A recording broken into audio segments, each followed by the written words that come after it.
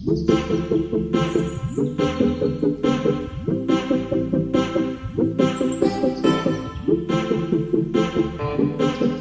साथियों, मैं अमरदीप कादियान। नमस्ते, प्रणाम, सलाम वालेकुम, सत श्री अकाल, जय मसीह की, राम राम जी, जय माता की। साथियों, आपका स्वागत है मेरे यूट्यूब चैनल डिसेंट एडवाइज में। साथियों, आज हम बात करेंगे unsecure loan, secure loan, arbitration और बैड बैंक, इनके बारे में 138, 25 सेक्शन, इन सब के बारे में मैं आपको बेसिक बातें बताऊंगा। ये है क्या और बैंक इनमें आपका क्या बिगाड़ सकता है। सबसे पहले हम बात करते हैं अनसिक्योर लोन की। आपका किसी भी तरह का अनसिक्योर लोन है, क्रेडिट कार्ड है, पर्सनल लोन है, बिजनेस लोन भी अनसिक्योर होते हैं। तो अगर आपसे वो पे नहीं किया जा रहा है तो ये जो 99% चवन्नी छाप रिकवरी एजेंट है, तो उन्होंने आपके पीछे जरूर लगा रखे होंगे। किसी भी बैंक या एनबीएफसी कंपनी से आपने लोन ले रखा तो इनसे डरे और घबराए नहीं। मैंने इस टॉपिक पे ऑलरेडी वीडियो बना रखी है कि रिकवरी एजेंट के क्या राइट्स हैं और आपके क्या राइट्स हैं। आपसे पैसे नहीं दिए जा रहे तो आपका जो अधिकार है सामान्य नागरिक के, कॉमन मैन होने के नाते भारत के, तो वो आपके राइट्स खत्म नहीं हो जाते। अगर आपको अपने अधिकारों का पता है तो ये बैंक और एनबीएफसी कंपनी या ये चवन्नी छाप रिकवरी एजेंट आपका कुछ नहीं बिगाड़ सकते। अनसिक्योर लोन में क्या करेंगे, अभी माननीय सुप्रीम कोर्ट की तरफ से एनपीए पे रोक है। ज्यादा से ज्यादा आपके ऊपर एक सिविल का केस कर सकते हैं, जो कि पंजी का केस होगा 5 पैसे का, उसमें कुछ नहीं बिगड़ता। वो माननीय सुप्रीम कोर्ट तक जाते जाते 30-35 साल लगते हैं और 30-35 साल में तो हरिद्वार जाने का ही टाइम आ जाएगा, क्योंकि 99 साल तो कोई कब्जा करने के लिए बैठा नहीं है। अब आ गया सिक्योर लोन। आपका किसी भी तरह का सिक्योर लोन है, आपसे वो पेमेंट नहीं की जा रही है, चवन्नी छाप रिकवरी एजेंटों का तो वही इलाज है जो मैंने बता रखा है। इनकी दुकान में पेट्रोल के फोए लगा दे तो वहां से साफ। अब सिक्योर लोन, अगर आपका मकान का, दुकान का, जमीन का, जायदाद का, किसी चीज का सिक्योर लोन है, आपने वो सिक्योरिटी वहां पे रख दी और आपने लोन ले लिया या लैप करवा लिया, लोन अगेंस्ट प्रॉपर्टी, वो प्रॉपर्टी रख के लोन करवा लिया, या आपने प्लॉट पे लोन ले लिया, या मकान बनाने पे लोन ले लिया, या फ्लैट के ऊपर लोन ले लिया, मतलब बैंक या एनबीएफसी कंपनी से पैसे लेके वो मकान ले लिया, कोठी ले ली, जमीन ले ली, दुकान ले ली, फैक्ट्री ले ली, कारखाना ले लिया, कोई भी चीज ले ली। अब अगर आपसे उसके पैसे नहीं भरे जा रहे तो मैं आपको एक फार्मूला 44 बताता हूं। वैसे तो क्या है, क्योंकि ये सिक्योर लोन है, बैंक या एनबीएफसी कंपनी, अभी तो माननीय सुप्रीम कोर्ट की तरफ से एनपीए पे रोका, जैसे ही रोक हटेगी ये आपके ऊपर, आपके पास एक नोटिस भेजेंगे, 2 महीने का टाइम देंगे। भाई साहब, इतनी पेनल्टी है, इतना ब्याज है, इतना जुर्माना है, सारे पैसे भर दो, 2 महीने के अंदर अंदर आपके घर के, मकान के, फ्लैट के, फैक्ट्री के, दुकान के बाहर उसको चिपका देंगे। भाई 2 महीने का टाइम है, 2 महीने हमारे पैसे दे दे, नहीं तो हम इसकी ऑक्शन कर देंगे, सेल कर देंगे, बोली कर देंगे इसकी, और अपने पैसे कवर कर लेंगे, आपसे कब्जा छुटवा लेंगे। उसके अंदर ये बातें लिखी होंगी। अगर आपने उस 2 महीने में भी नहीं दिए तो 1 महीने का टाइम और देंगे आपको। उसमें क्या लिखेंगे, उसमें भी नोटिस आपके घर बाहर चेप देंगे। उसमें लिखेंगे, भाई लास्ट वार्निंग है, भाई 1 महीने का टाइम और दिया जा रहा, या तो हमारे पैसे दे दे सारे, नहीं तो भाई साहब अगर आपके मकान की कीमत 50 लाख रुपए है, ये उसके अंदर 30 लाख रुपए लिख देंगे या 25 लाख रुपए, इनकी मर्जी है कितने मिनिमम उसका ये रेट लगा सकते हैं उसका। तो ये उसके अंदर लिख देंगे, भाई 25 लाख रुपए का बेच देंगे, भाई हम इसको, या तो दे दे, नहीं तो हम ये 25 लाख रुपए हम इसको बेच के हमने तेरे से 22 लाख रुपए लेने, अपने 22 लाख रुपए ले लेंगे और तेरे बाकी के 3 लाख रुपए उल्टे दे देंगे। या हम 25 का बेच के 28 लेने हैं तो हम इसको 25 का ही बेच देंगे, 28 का बिका तो 28 का बेच देंगे, नहीं 25 का ही बेच देंगे, और बाकी के 3 भी तेरे से हम लेंगे। वो कैसे लेंगे, जो 2002 में सरफेसी एक्ट आया उसके अकॉर्डिंग आपके ऊपर केस कर देंगे, मकान या दुकान आपकी बेचने के बाद। उनसे बचने का क्या तरीका, फार्मूला 44, वो आप ध्यान से सुनना। आपके पास कोई मकान, दुकान, जमीन, जायदाद जिसके ऊपर आपने लोन ले रखा है, उसको एज ए सिक्योरिटी आपने रजिस्ट्री उस बैंक और एनबीएफसी कंपनी के पास रख रखी है। उसके पास पूरे राइट्स हैं, पूरे अधिकार हैं आपकी वो प्रॉपर्टी सेल करने के, अगर आप उनके पैसे नहीं दे रहे। और आपसे कब्जा लेने के भी पूरे अधिकार हैं। वो पुलिस प्रोटेक्शन लेके कोर्ट के द्वारा आपसे वो मकान, जमीन, जायदाद खाली करवा सकते हैं, दुकान या फैक्ट्री जो भी चीज है। आपके पास बचाव का क्या तरीका है? लीगल। आप क्या कीजिए, अभी तो माननीय सुप्रीम कोर्ट की तरफ से एनपीए पे रोक है। अगर आपसे सिक्योर लोन की किस्त नहीं भरी जा रही और आपको ऐसे लग रहा है कि फ्यूचर में भी मेरे से 6 महीने, साल अभी भरी नहीं जाएगी, तो आप ये मान के चलिए माननीय सुप्रीम कोर्ट से डिसीजन आएगा, ये लाइफ टाइम के लिए स्टे नहीं मिला हुआ, इस पे अंतरिम राहत मिली हुई है एनपीए पे। एनपीए से रोक हटेगी, 100% हटेगी। हो सकता है 2, 4, 6 महीने लग जाए। लेकिन अगर आपको ये इंटरनली फीलिंग आ रही है कि मेरे पास तो भाई बिजनेस मेरा है नहीं, काम नहीं है, जॉब नहीं है, मेरे से तो अभी 1 साल भी और पैसे नहीं भरे जाएंगे इनके, तो आप मान के चले अगले 1 साल में आपके पास आपका मकान, दुकान, जमीन, जायदाद नहीं रहेगी। ये उसको खोस लेंगे, एक्शन कर देंगे, कबाड़ी के रेट में उसको बेच देंगे। इनसे बचने का तरीका क्या है? अभी तो एनपीए पे रोक है। अभी आप क्या कीजिए, उस मकान का, दुकान का, जमीन का, फैक्ट्री का, जो भी आपने उस बैंक या एनबीएफसी कंपनी के पास मॉर्गेज किया है, आप किसी अपने खास आदमी को ढूंढिए जो आपका बिल्कुल खास हो, विश्वास को हो, यार प्यारा रिश्तेदार जो भी हो, उसके नाम एक एग्रीमेंट कर दीजिए, रेंट एग्रीमेंट, किराया नामा। 1973 में ये एक्ट बना था। उसके अकॉर्डिंग, इंग्लिश में उसको लीज भी बोल सकते हैं, आप उसके अकॉर्डिंग उसको अपने मकान को, फैक्ट्री को, दुकान को, जो भी चीज आपने मॉर्गेज रखी है, जिसके चांस है आपके पास किस्त नहीं है, उसके एक्शन होने के चांस है, बोली होने के, सेल होने के चांस है, आप उस मकान, दुकान, जमीन, जायदाद को अपने उस रिलेटिव के, यार प्यारे रिश्तेदार के नाम किराया नामा लिख दीजिए, लीज लिख दीजिए, रेंट एग्रीमेंट लिख दीजिए 5 साल के लिए। भाई मैंने तो 5 साल के लिए इसको किराए पे दे दी और इतना किराया, उसमें नाम मात्र का किराया लिख दो बस। अब क्या होगा, माननीय सुप्रीम कोर्ट से जैसे ही एनपीए पे रोक हटेगी, ये क्या करेंगे? वही करेंगे जो मैं अभी बता रहा, आपके घर के बाहर एक नोटिस चेप देंगे, 2 महीने का टाइम दे देंगे। वो 2 महीने भी जावेंगे भाई, जब पैसे नहीं आते जो, तो 2 साल भी जावेंगे, चले गए। फिर ये 1 महीने का टाइम देंगे आपको, वो भी चला गया। अब ये क्या करेंगे, आपसे मकान रिकवर करने की, खोसने की कोशिश करेंगे, उसकी एक्शन करने की कोशिश करेंगे। पहले जब 2 महीने चले जाएंगे और जब लास्ट के 1 महीने का टाइम देंगे, आप जो आपका रिलेटिव है उसके द्वारा उस बैंक और एनबीएफसी कंपनी को जहां से आपने लोन लिया है, उसको एक नोटिस भेज दो अपना वकील करके। छोटा वकील कर लो यार, 500 रुपए में नोटिस भेज देगा उसके पास। उस नोटिस में क्या लिखो, भाई ये जो, मान लो मैंने लोन लिया था, भाई ये जो अमरदीप कादियान ने आपसे लोन लिया है इस मकान के ऊपर, ये तो मेरा नाम संजय है, मैंने रेंट पे ले रखा है 5 साल के लिए, ये रेंट एग्रीमेंट है, उसको नोटरी करवा लो और साइन करवा लो, उसमें रकम खुलवा दो और वो नोटिस में वो फोटोस्टेट भी लगा के भेज दो, भाई साहब ये तो मैंने 5 साल के लिए किराए पे ले रखा है, आपने अमरदीप कादियान से पैसे लेने हैं, इसके मकान से पैसे लेने हैं, लेकिन मेरे पास राइट्स है 5 साल इसको रहने के, इसमें आप मेरे से मकान नहीं ले सकते। और इसके पास भी राइट्स थे, अमरदीप कादियान के पास भी, उस टाइम जब इसने मेरे नाम ये करा था रेंट एग्रीमेंट। तो बैंक या एनबीएफसी कंपनी आपका कुछ नहीं बिगाड़ सकती। अगले 5 साल तक आपका मकान, फैक्ट्री, जमीन, जायदाद, जो भी चीज आपने उसके पास मॉर्गेज रखी है, वो उसको खाली नहीं करवा सकती। वो फिर एक चवन्निया केस करेंगे कोर्ट में, करता रहा भाई, केस कर ले। उस 5 साल में क्या होगा कि आपके पास कहीं ना कहीं से तो पैसे आ ही जाएंगे, नहीं तो उसको अच्छे रेट में सेल करके और उनके पैसे दे देना और अपना पीछा छुटवा लेना। नहीं तो अभी क्या करेंगे, अभी आपके पास पैसे नहीं है, ये 50 लाख की चीज 25-30 लाख रुपए कबाड़ी के रेट में बेच के और आपके अपने पैसे निकाल लेंगे।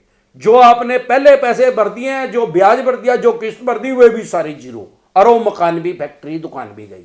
इस तरीके से आप इनसे अपना बचाव कर सकते हैं। अब बात आ गई आर्बिट्रेशन की। लोगों के पास, बहुत से आदमियों के पास आर्बिट्रेशन का नोटिस आ रहा है। आर्बिट्रेशन एंड कॉन्सिलेशन एक्ट 1996 में बना था। ये है क्या चीज? ये तो अपनी बैंक वाले तो टेक्निकल लैंग्वेज यूज कर रहे हैं, आम आदमी की समझ में नहीं आती। ये भाई देसी भाषा में मैं बता रहा हूं, आर्बिट्रेटर है क्या, आर्बिट्रेशन है क्या। ये एक किस्म का सरपंच है इनका, बैंक वालों का और एनबीएफसी कंपनी वालों का। जैसे आपके मोहल्ले में, पड़ोस में, गांव में किसी के तू तड़ाक हो जाती है, लड़ाई झगड़ा हो जाता है, तो हर आदमी तो कोर्ट में नहीं जाता, हर आदमी थाने चौकी में नहीं जाता, तो आपस में जो मोहल्ले का एक मोजिज आदमी होता है, गांव का सरपंच होता है, या शहरों में एमसी होता है, या कोई वहां का मोजिज आदमी बीच में आके उन दोनों पक्षों का एक समझौता कर देता है, राजीनामा उनका करवा देता है। ऐसे ही ये आर्बिट्रेटर जो है ये मीडिएटर है। ये निर्धारित किसने किया? उस बैंक और एनबीएफसी कंपनी ने किया है। अब ये आपके ऊपर लागू कहां होगा? भाई साहब आपने साइन कर रखे हैं एग्रीमेंट पे, एग्रीमेंट के अंदर ये क्लोज लिखा हुआ है कि भाई पैसे नहीं दिए तो आर्बिट्रेशन होगी आपकी। अब वो आर्बिट्रेटर करेगा क्या? वो आर्बिट्रेटर है कौन? वो ज्यादातर माननीय जज साहब रिटायरी को ही ये लगाते हैं, या कोई गजटेड ऑफिसर जो रिटायर हो रहा हो उसको ये बैंक और एनबीएफसी कंपनी जॉब पे रख लेते हैं। अब होता क्या था भाई, मान लो मैंने लोन लिया, मेरे से पैसे नहीं दिए जा रहे, अब आर्बिट्रेटर किसका है? उस बैंक का है। वो तो उसको सैलरी कौन दे रहा है? आर्बिट्रेटर को बैंक दे रहा है। अब मैं तो उसको सैलरी नहीं दे रहा, मेरे से तो पहले ही किस्त नहीं दी जा रही।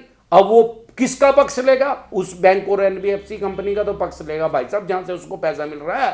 तो 99% क्या मैं कहता हूं 100% ही बैंक या एनबीएफसी कंपनी के हक में ही वो आर्बिट्रेशन जो होती है, आर्बिट्रेटर उसके हक में ही फैसला देता है। अब वो उसके पास बहुत सी पावर है। अगर मैं जॉब करता हूं तो मेरी 50% सैलरी रुकवा सकता है, आदेश दे सकता है मेरे एम्प्लॉयर को, भाई मैं वो मेरी सैलरी काट के 50% इस बैंक या एनबीएफसी कंपनी को दे, और उनको वो देनी पड़ेगी। अब इसका मिसयूज हो रहा था, कानून तो बन गया, आम आदमी तो उसमें मारा गया। भाई मीडिएटर है यार कोई पंचायती, और दोनों पक्ष लेने चाहिए ना उन्हें, और उसका पक्ष सुनता था लेकिन साइड उसी की लेता है, क्योंकि वो उसका हित तो उसके अंदर है ना। तो फिर इसमें बदलाव किया गया, इसमें अमेंडमेंट हुई। उसके अकॉर्डिंग क्या हुआ भाई, आर्बिट्रेशन तो बैंक की एनबीएफसी कर सकती है, लेकिन अगर उसने आपकी 50% सैलरी को होल्ड करने का आदेश दे दिए, काटने के आदेश दे दिए, तो आप वो आदेश फाइनल नहीं माना जाएगा। अगर आपने मान लिया तो ठीक है, आपकी मर्जी है, आपका तो मैं नहीं मानता भाई, उसको सिविल कोर्ट में आप चैलेंज कर सकते हैं। जैसे ही आप उसको सिविल कोर्ट में चैलेंज करेंगे उस पर स्टे मिल जाएगा। अब स्टे मिल गया तो आपकी 50% सैलरी कट ही नहीं सकती। यह भी हो गया फार्मूला 44। अब आगे 138 नेगोशिएबल इंस्ट्रूमेंट एक्ट या 25 सेक्शन में नोटिस आ रहे हैं लोगों के पास। 138 क्या कहता है? ये आदमी क्या करते हैं, चेक बाउंस कर देते हैं आपका। जब आप पैसे इनसे लेते हैं, कोई पर्सनल लोन लेते हैं या सिक्योर लोन भी लेते हैं, ये चेक बाउंस कर देते हैं। चेक बाउंस मेरे देखने में क्या आ रहा है, मेरे पास बहुत से कमेंट आ रहे हैं, टोटल अमाउंट का चेक बाउंस कर दिया। मतलब अगर आपने 10 लाख रुपए का लोन लिया था, अब ऐसा तो है नहीं कि यार कल ही लिया था, मान लो 5 साल पहले लिया था, 3 साल पहले लिया था, तो 3 साल तो हो नहीं गए, पैसे दिए भी तो होंगे उसके कुछ। अब आपने मान लो 10 लाख में से 7 लाख रुपए दे दिए, तो उसका 3 लाख रुपए ही मूल बचा, 2 लाख ब्याज लग गया होगा, 3 लग गया होगा, देने तो उसके 6.5 लाख रुपए हैं। वो क्या कर रहे हैं, 10 लाख रुपए के अमाउंट का ही चेक बाउंस करवा दिया। करवा दिया भाई, करवा दे भाई, चेक है भाई तेरे पे तो भाई, और उसके ऊपर 138 लगा दी, उसके ऊपर केस रजिस्टर्ड कर दिया। केस वो थाने में नहीं होएगा, ये भी ध्यान रखना, किसी थाने चौकी के अंदर वो केस रजिस्टर नहीं हो सकता, वो सिर्फ कोर्ट में होएगा। अब जब वो कोर्ट में चला गया तो आपके बचाव का तरीका क्या है? सबसे पहले तो इनके खिलाफ उसको लड़े, उस केस को एक कोई छोटा वकील कर ले, और उस वकील को बोले, वैसे तो उनको पता ही है, नहीं तो आप उसको बोले कि भाई साहब मैं इतने पैसे दे चुका हूं, 10 लाख रुपए का मेरा ये कैसे कर दिया, 10 लाख रुपए लेने रह रहे थे कितना, ये तो इनलीगल चेक बाउंस कर दिया। उसमें आपको कुछ नहीं बिगड़ने वाला, उल्टा उस बैंक और एनबीएफसी कंपनी के खिलाफ ही कार्रवाई हो सकती है। एक कंज्यूमर कोर्ट में भी इनके खिलाफ आप केस कर दें, ये आपके खिलाफ कर रहे हैं, आप कंज्यूमर कोर्ट में कर दें, यार मैंने पैसे तो देने थे इतने भाई, और इन्ना कर दिया भूतनी के ने इतने 10 लाख रुपए का लगा दिया, क्यों भाई तेरे बाप का राज है, कितने का तो 1 करोड़ रुपए लिख देगा इसमें यार, चेक ले रखा। तो इस तरह से आपका बचाव हो सकता है। अब आ गया सेक्शन 25, ये क्या करेगा, ये ईसीएस बाउंस पे आपके ऊपर केस कर सकते हैं। ईसीएस बाउंस में चाहे इन्होंने चेक भी ना ले रखा हो आपसे, ईसीएस या नेच आजकल चला हुआ है, उसके भी आप पे आपके ऊपर केस कर सकते हैं। वो केस कैसे होता है, वो 138 की तरह ही होता है, same to same, check bounce ही माना जाएगा वो एक किस्म का, लेकिन चेक तो आपने दिया ही नहीं। वो भी 2007 में जो कानून बना था, जब से नेट का जन्म हुआ, ऑनलाइन ज्यादा ट्रांजैक्शन होने लगी, तो चेक की जरूरत नहीं रही। पहले तो क्या होता था 20 महीने का लोन लिया, 20 चेक दे भाई। अब क्या होता है, चेक की जरूरत नहीं भाई, नेच पे कर दें या ईसीएस मैंडेट पे साइन कर दें, चल भाई आपके अकाउंट से कटते रहेंगे। अब उसमें ये क्या कर सकते हैं, अगर ईसीएस बाउंस है तो भाई साहब जितने का ईसीएस है, मान लो 10 लाख का लोन है और किस्त 20,000 रुपए की है, तो 20,000 रुपए का तो बाउंस करेंगे, उसमें 10 लाख रुपए का थोड़ी बाउंस कर देंगे। तो ये 10,000 रुपए का, 20,000 रुपए का इन्होंने बाउंस कर दिया, तो 25 का आपके ऊपर केस कर दिया। वो जो 138 या 25, उसमें ज्यादा से ज्यादा पनिशमेंट आपको मिल क्या सकती है भाई, या तो उस अमाउंट का दुगुना, भाई 20,000 रुपए का ईसीएस होया फेल, उसका दुगुना कितना होगा, 40,000 रुपए, या मैक्सिमम 2 साल की सजा आपको हो सकती है, क्योंकि ये क्रिमिनल की श्रेणी में भी आता है और सिविल की श्रेणी में भी आता है। क्रिमिनल और सिविल की दोनों की श्रेणी में क्यों आता है, क्योंकि इसमें 100% तक जुर्माना भी हो सकता है, तो सिविल की श्रेणी में आ गया, और 2 साल की सजा भी हो सकती है, तो क्रिमिनल की श्रेणी में आ गया। मेरा यह बताने का मतलब जो है, मकसद जो, आपको डराना नहीं है, लेकिन आपको समझाना है कि ये कानून है, हो सकता है, पर मैंने 50 लाख रुपए से कम के केस में ऐसे किसी को आज तक सजा नहीं होते देखी, क्योंकि जो माननीय जज साहब हैं वो हमारे से और आपसे बहुत ज्यादा समझदार है। वो भी समझते हैं यार ये हजारों करोड़ रुपए की कंपनी है, इन्हें बेचारे न देने 5 लाख रुपए, इसकी 2 साल की, इसकी क्या की जेल होगी। और मैं कह रहा माना मूलधन 100 जी भी तो ब्याज आवेगा भाई, मान लो हो गई 2 साल की। पहली बात तो एक दिन में तो होती नहीं, 5-6 साल लग जाए छोटे शहरों में भी, और बड़े मेट्रो सिटी में रहने को तो भाई 8-10 भी लग जाए। अगर 6 साल बाद हो भी गई तो हमारे देश का कानून यह कहता है कि किसी भी केस में अगर 3 साल तक की सजा किसी भी आदमी को होती है तो उसको तुरंत प्रभाव से जमानत मिल जाती है। उसमें हाई कोर्ट में भी जाने की जरूरत नहीं, स्थानीय सेशन जज से जिस भी जिला आपका लगता होगा वहां से आपको जमानत मिल जाएगी। वैसे ही यहां तक जाएगा नहीं, और ये इनकी सारी गिद्दड़ बबकी है। ये आपको सजा नहीं करवाना चाहते ना, 100 गुना जुर्माना, 2 गुना जुर्माना लेना चाहते हैं। ये तो अपने पैसे लेना चाहो भाई, इसीलिए तो सेटलमेंट पावे, नहीं तो ये सेटलमेंट क्यों करें भाई साहब। आप किसी को 100 रुपए दोगे उधारे, तो आप उससे 50 रुपए उल्टे ले लोगे क्या? नहीं, आप कहोगे यार ब्याज ही छोड़ दूंगा, मेरे 100 रुपए तो दे दे। और दूसरी बात, आप अपराध बोध से पीड़ित ना हो। अगर आपसे लोन नहीं दिया जा रहा तो मुझे बताएं क्या दिक्कत परेशानी है, मैं आपकी समस्या का समाधान करूंगा, जब तक जीऊंगा, जब तक ये चैनल चला कर रखूंगा। अरे भाई साहब, आप एक बात देखो, आप अपराधी कैसे हैं? आपने लोन लिया, उसने दिया, क्यों दिया भाई? भाई साहब आपकी उम्र कितनी है? 25, 30, 35, 40, 50 कितने साल तो होगी? 16 साल तो होगी नहीं भाई साहब। 16 साल वाले को तो लोन ही नहीं दे रहे। आपने कोई आज तक किसी भिखारी को 100 रुपए देते हुए देखा है? मैंने तो देखा नहीं आज तक किसी भिखारी को कोई आदमी 100 रुपए नहीं देता। हालांकि उस भिखारी की हालत खराब है, पैर में उसकी चप्पल नहीं है, गर्मी सर्दी बारिश में बेचारा वो भीख मांग रहा है, रेड लाइट पे खड़े हो गए, फिर भी मैंने आज तक उस आदमी को कोई 100 रुपए उधारे देते नहीं, 100 रुपए भीख देते हुए नहीं देखा। क्या कारण है भाई? नहीं देंगे भाई लोग, अमीर नहीं जानते वहां ने, अमीर भी जावे गरीब भी जावे, कोई नहीं उन्हें 100 रुपए देंदा। 10 दे देंदा होगा, 5 दे देंदा होगा, 20 दे देंदा होगा, 100 तो मैंने देखा नहीं। आपने देखा हो तो आप खुद से सोच लो भाई 100 रुपए क्यों नहीं देंदा। अब सवाल यह है, जब कोई कितना भी अमीर आदमी, मंत्री संतरी राजा सारे जावा सड़क पर, तो उस भिखारी को 100 रुपए नहीं देता, तो इन बैंक और एनबीएफसी कंपनी वालों ने हमारे को 2, 4, 5 लाख रुपए क्यों दिए भाई?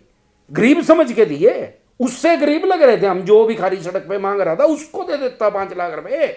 यहां 12 सेक्टर में सारे बैंक हैं, वहां बाहर भिखारी भीख मांगने लग रहे। मेरे को क्यों 50 लाख रुपए उधारे दे रहे? उस भिखारी को दे देने यार, उसको तो तू 100 रुपए नहीं दे रहा। मेरे को 50 लाख रुपए दे रहा है, मेरे को 5 लाख दे रहा है, मेरे को 10 लाख दे रहा है, आपको 2 लाख रुपए दे रहा है, आपका क्रेडिट कार्ड बना रहा है। क्या कारण है? ब्याज लेने के मारा? ब्याज लेगा ना भैया, ब्याज लेने के हिल्ले में तो पैसे दिए मारे को, तो अपने लालच में दिए ना भाई। हम अपराधी कैसे हैं? हमने चोरी करी तेरी, रात ने काटे, डक्का मारा तेरा, खोसा था तेरा, बैंक पाड़ा था। अरे भाई हमने मांग, पहली बात तो तूने खुद से मारे को दिए, नहीं खुद से दिए तो हमने मांग लिए होंगे। मांगा तो तेरे पे भिखारी भी है, उसको तो तू 100 रुपए देना नहीं, मारे तक क्यों 10 लाख रुपए दे रहा भाई तेरा बैंकर एनबीएफसी कंपनी? अरे भाई ब्याज के लालच में तो दे रहा, तो ब्याज देन तो लग रहे थे, इव नहीं दे जा रहे तो मरेंगे। कुछ नहीं बिगड़ेगा भाई, है ना कुछ बिगाड़ सकते। सीधी बात तो देसी भाषा में बता रहा, कुछ नहीं कर सकते। वो केस करेंगे पंजी का, उसमें कुछ बिगड़ने वाला नहीं है। यही कारण है कि सेटलमेंट के ऑप्शन पाओ साढ़े 500 बार आवेंगे, एक बार केस तो जालन दे, वो गिद्दड़ बबकीन की खत्म। अरे यार बंदर नहीं देखा गए, वो बंदर ऐसे गुरकी गल है, उसके कारण एक लठ ले उठाकर साड़ेगे और साफ हो जाएगा वहां तक। ये इनकी गिद्दड़ बब किया भाई, ये कैसो जगह फलाना, अरे कर देना तू, जब पैसे ही नहीं आ तो शनि भी घंटा नहीं पाड़ सकता यार, तू तो क्या कर लेगा, तेरे भर के पता नहीं कितने आवे। अपने आप मरने की ना सोचा, साढ़े रेन ना मारते ना, जो तना मारने का तेरे बालकों ना मारेगा यो, इधर कुछ नहीं है यार, करने दे केस। भाई साहब ये 500 बार आएंगे आपके पास, उन 5-6 सालों में कुछ नहीं है सजा करवाने, नहीं मेरा सजा होती नहीं, इनको सारा पता है सालों को, ये तो डरा रहे हैं भाई, दाब के किसी तरीके से हमारे पैसे दे दे। तो ये 500 बार आएंगे और ये बुरा टाइम है।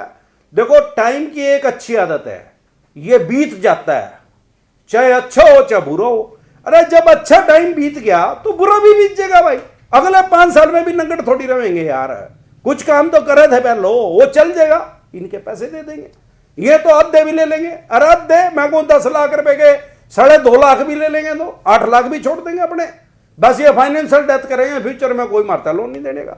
अब जब है ही नहीं तो फिर क्या करें, ना दिए भाई। तो इसी तरह की या किसी भी तरह की कोई भी समस्या आपके किसी यार प्यारे रिश्तेदार को हो तो आप उनके पास मेरी ये वीडियो शेयर करें। आपको किसी तरह की कोई दिक्कत परेशानी आ रही है, किसी भी विषय पे डिसेंट एडवाइस चाहिए, लोन के अलावा भी किसी विषय पे, तो आप कमेंट कीजिए, आपको डिसेंट एडवाइस मिल जाएगी। नमस्कार।